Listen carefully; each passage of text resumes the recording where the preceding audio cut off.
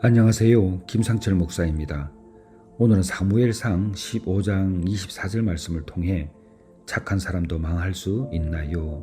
라는 제목으로 새벽 묵상을 하도록 하겠습니다. 제가 본문을 읽겠습니다. 사울이 사무엘에게 이르되 내가 범죄하였나이다.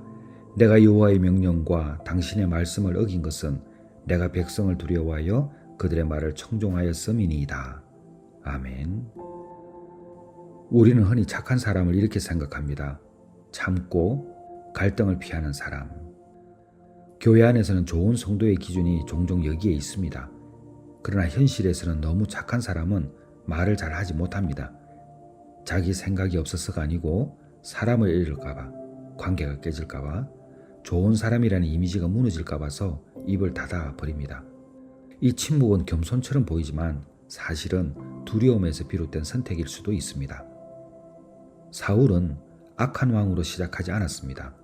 오히려 사울은 사람들의 기대를 잘 읽는 왕이었고 백성의 마음을 상하게 하지 않으려고 했던 사람입니다. 그러나 사무엘상 15장에서 그의 고백은 충격적으로 드러납니다. 오늘 본문이기도 하죠. 내가 범죄하였나이다. 내가 백성을 두려워하여 그들의 말을 청종하였나이다. 사울의 문제는 잔인함이 아니라 하나님의 명령보다 백성의 눈치를 보았고 결단해야 할 순간에 침묵하거나 타협했습니다.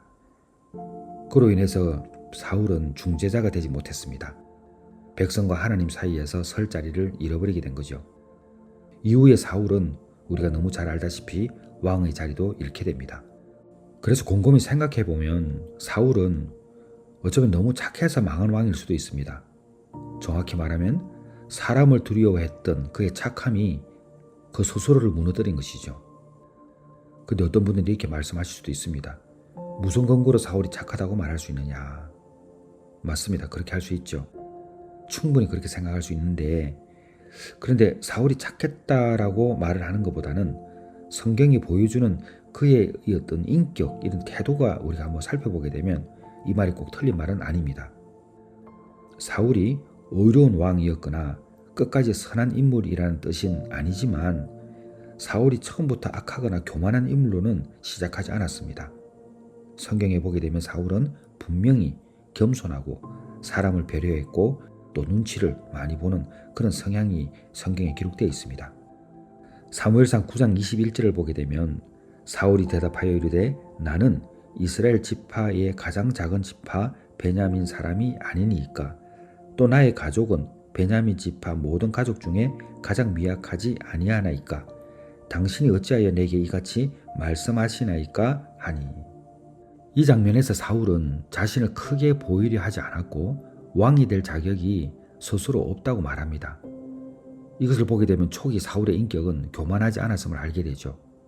그리고 사무엘상 10장 22절을 보게 되면 그러므로 그들이 또 여호와께 묻되 그 사람이 여기 왔나이까 여호와께서 대답하시되 그가 진 보따리들 사이에 숨었느니라 하셨더라. 자, 보게 되면 사울은 왕으로 뽑힌 후에도 앞에 나서지 않았습니다. 사람들 앞에 서는 것을 두려워했습니다. 여기 보게 되면 숨었다고 되어 있잖아요. 이 장면은 사울이 권력을 탐은 인물이 아니었음을 좀 알게 됩니다. 그리고 사무엘상 10장 27절을 보게 되면 어떤 불량맨은 이르되 이 사람이 어떻게 우리를 구원하겠느냐 하고 멸시하며 예물을 바치지 아니하였으나 그는 잠잠하였더라. 왕이 된 직후에도 자신을 공개적으로 무시한 사람들이 있었지만은 사울은 보복하지 않았습니다. 이것은 분명히 사울이 가지고 있는 온유함 또는 사람을 해치지 않으려는 그 태도를 갖춘 사람이다라는 것을 알게 됩니다.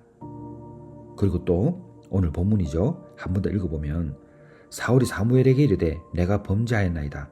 내가 여호와의 명령과 당신의 말씀을 어긴 것은 내가 백성을 두려워하여 이렇게 되어 있습니다.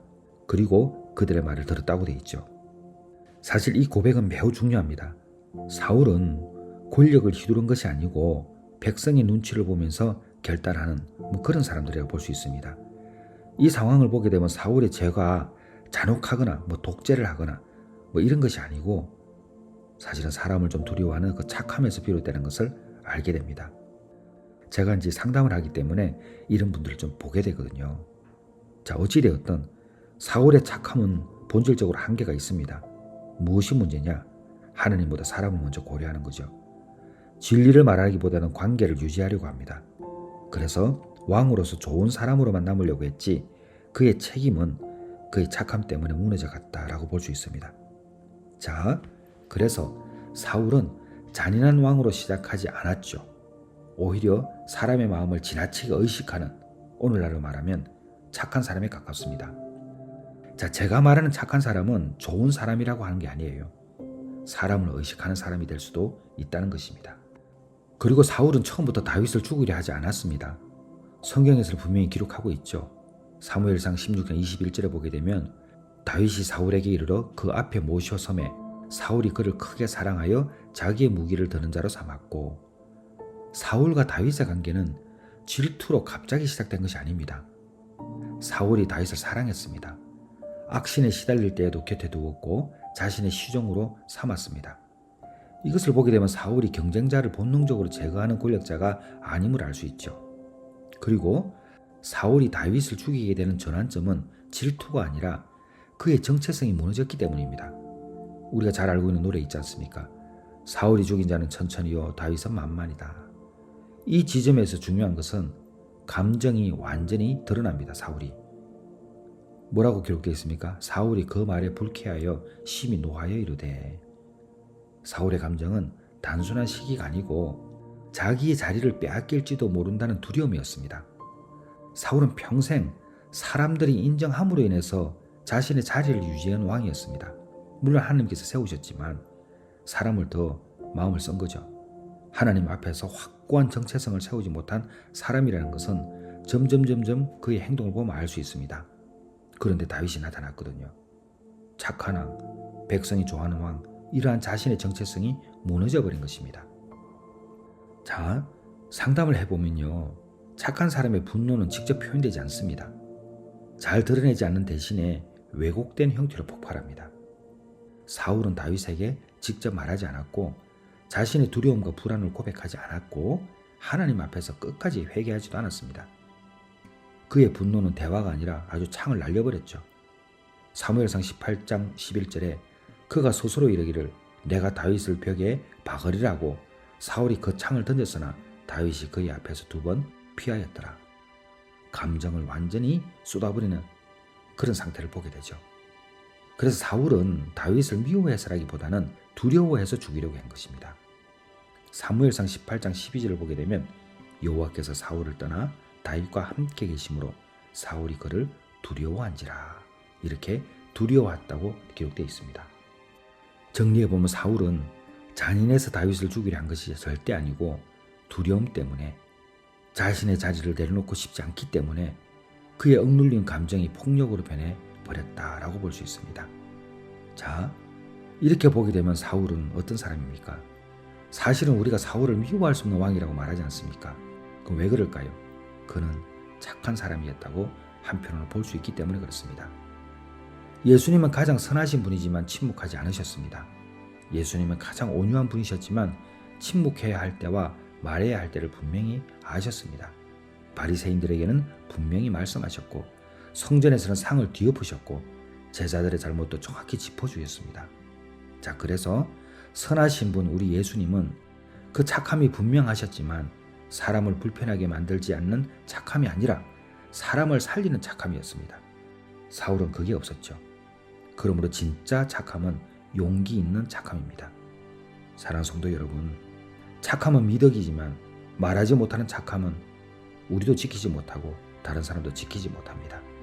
자기 마음을 말할 수 있어야 하고 하나님 앞에서 진실되게 나아갈 수 있어야 합니다. 성경은 다음과 같이 기록하고 있습니다. 사람을 두려워하면 올무에 걸리게 되거니와 여호와를 의지하는 자는 안전하리라. 잠언 29장 25절이죠. 다시 말씀드립니다. 진짜 착함은 참는 것이 아닙니다. 하나님 앞에서 정직하게 말할 수 있는 용기입니다. 기도하겠습니다. 하나님 아버지, 사람을 두려워하여 침묵했던 우리의 착함을 내려놓고 사랑으로 진리를 말할 수 있는 용기를 주시옵소서. 예수님의 이름으로 기도드렸사옵나이다. 아멘.